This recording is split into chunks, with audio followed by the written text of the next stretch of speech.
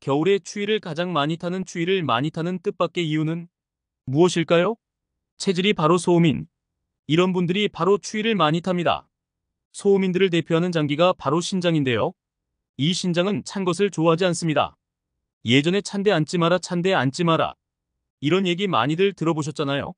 그 냉기가 신장으로 올라가기 때문에 신장이 차가워질까봐 주의하라는 뜻입니다.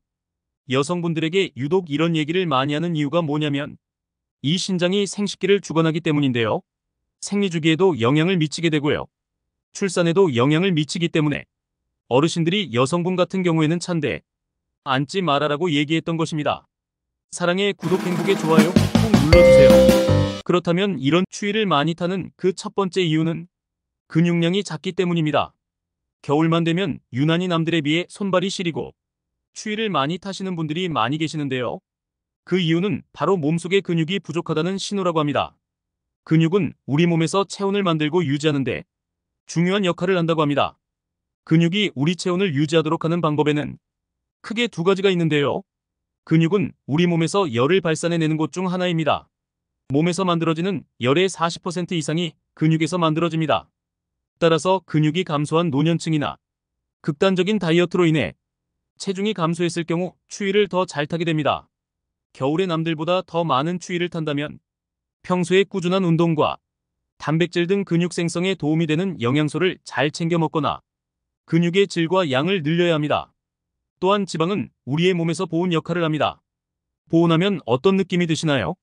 따뜻한 것을 따뜻하게 유지하는 것, 차가운 것을 차갑게 유지하는 것을 보온이라고 하는 것입니다. 그리고 이러한 보온 작용을 하는 것이 바로 지방이기 때문에 적절하게 지방이 있어야 추위를 덜 타게 되는 것이죠. 추위를 많이 타는 두 번째 이유는 갑상선 저하증이 있을 때입니다. 이 갑상선이라고 하는 호르몬은 우리 몸에서 대사를 주관하는 호르몬인데요. 이 대사 기능이 떨어지게 되면 에너지 생산 자체가 떨어지기 때문에 유독 추위를 많이 타게 되는 거죠. 조금만 먹어도 살이 찌는 게 바로 갑상선 저하증의 가장 대표적인 증상인데요. 대사가 원활하게 일어나지 않기 때문에 자꾸 우리 몸에 쌓여서 살이 찌는 현상이 일어나는 것입니다. 우울증이 있으신 분들도 추위를 유독 많이 타게 되는데요. 우리 몸속에 세로토닌이라고 하는 있는데 이 호르몬의 분비가 급격하게 줄어들므로 인해서 우울증이 오게 되고요. 세로토닌 호르몬이 부족해짐으로 인해서 대사가 원활하게 일어나지 않기 때문에 유독 추위를 많이 타게 되는 것입니다. 세 번째로는 영양이 결핍돼도 추위를 많이 타게 된다는 사실입니다. 배가 고플수록 더 춥게 느껴진다? 이런 얘기 들어보셨죠? 영양이 부족해도 대사가 원활하게 일어나지 않기 때문에 유독 더 추위를 많이 타게 되는 거고요. 반대로 너무 비만해져도 추위를 많이 타게 되는데요. 비만이 되게 되면 혈액순환이 잘 되지 않기 때문에 대사가 원활하게 일어나지 않고 그로 인해서 체온이 떨어지는 현상이 연세가 많아지면 많아질수록 에너지 대사가 원활하게 일어나지 않아서 체온이 떨어지게 됩니다. 땀이 났을 때도 체온이 떨어짐으로 인해서 그 체온을 올리기 위해서 식은땀이 나는 것입니다. 일어날 수 있다는 사실입니다. 네 번째, 나이가 들면 피부가 얇아지는데 그러면 땀이 나니까 다시 또 체온은 더 많이 떨어지게끔 되겠죠. 그래서 발에 동상이 많이 생기는 거죠. 그거 말고도 혀가 빨개졌다거나 아니면 좀 두꺼워졌다고 느껴질 때가 바로 체온이 떨어져 있을 텐데요. 이 열기를 옮겨주는 심장이 혀하고 연결되어 있다고 이야기하고 있습니다. 주변에 유독 손과 발이 차신 분들이 계시잖아요. 일명 수족냉증이라고 이야기하는데요. 이러한 수족냉증도 혈액순환이 안 돼서 나타나는 경우도 있지만 그런 경우보다는 위가 차가운 경우에 나타나는 경우가 훨씬 많다는 사실. 아무리 손발을 따뜻하게 해도 근본적으로 손발이 따뜻해지지 않는 이유가 그 원인이 손과 발에 있는 게 아니라 바로 위에 연결돼 있기 때문에 위에 열이 생기면 손발은 저절로 따뜻해질 수 있다는 사실이죠.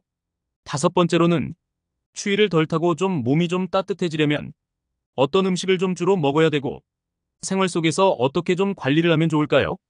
우리 몸속에서 열을 만들어내는 음식을 드시는 것들이 도움이 될 수가 있게 가장 대표적인 게 고기입니다. 고기를 먹으면 실제로 체온이 높아진다는 연구 결과가 있는데요. 그 이유 중에 하나는 고기는 소화하기가 힘들기 때문에 더 많은 에너지 대사가 일어난다는 사실이죠. 체내의 체온이 올라가는 것들을 알아볼 수가 있게 되는 거고요.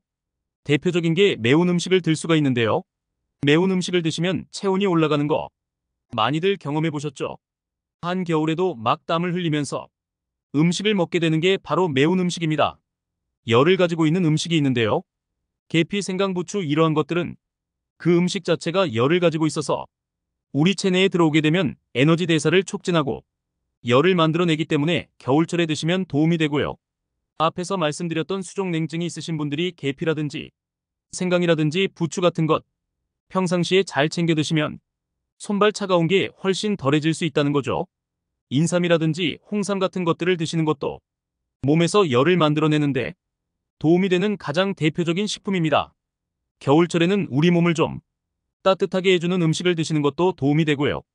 또 체온을 보존하기 위해서 마스크하고 모자하고 목도리를 이용하는 것도 굉장히 큰 도움이 될 수 있습니다.